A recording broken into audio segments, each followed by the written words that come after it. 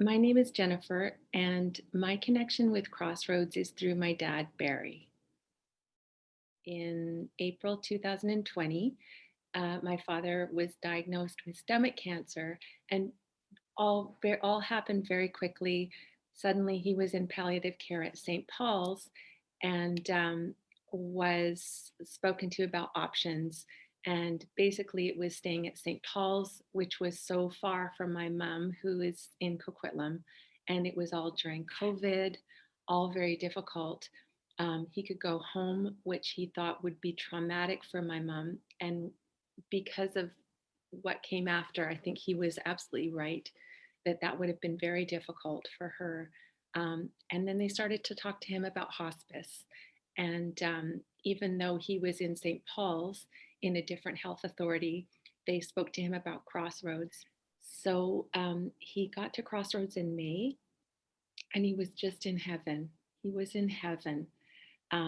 He had obviously lost his appetite, but the home cooked food brought it all back initially. He loved it, even baking um, every day, or it seemed like every day. Someone would come around and say, would you like a little bit of cake today? Um, and just the care, the staff, the amazing, amazing staff. Um, so generous, so caring. Um, it was all, we've seen this before. There's nothing to be shy about, nothing to worry about. It just made him so comfortable. And they just got to know him. Um, every night it was, ice cream. You can have chocolate sauce on your ice cream tonight. And I think he was famous for being the guy with the wine. He always had his wine beside him. All these things that wouldn't be possible if he had been in palliative care in hospital. When my dad entered hospice, and actually the whole time he was in hospice, it was during the pandemic, during the height of the COVID-19 crisis. So there were lots of protocols in place. Obviously, hand sanitizer, signing in, only a few family members who could be on the list. But once we were in his room, it was home, and we could relax and enjoy ourselves in a way that we couldn't do anywhere else at that time.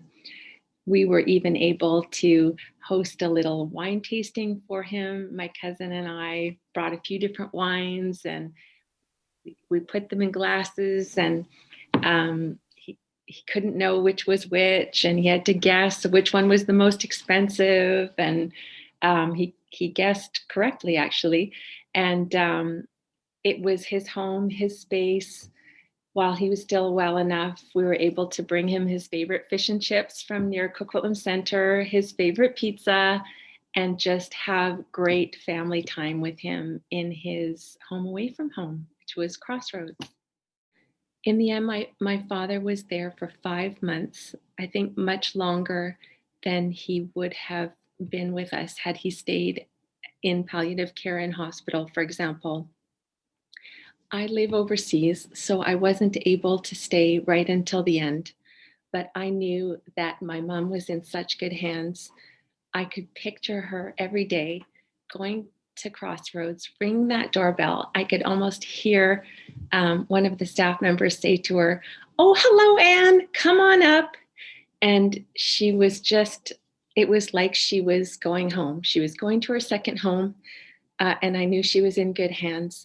And the staff weren't just with my dad at the end, but also with my mom. I know that my mom was able to sit with my dad and say goodbye. And that wasn't easy for her, obviously, but she told me how the staff supported her that day. And we're just so, so grateful that that day happened at Crossroads.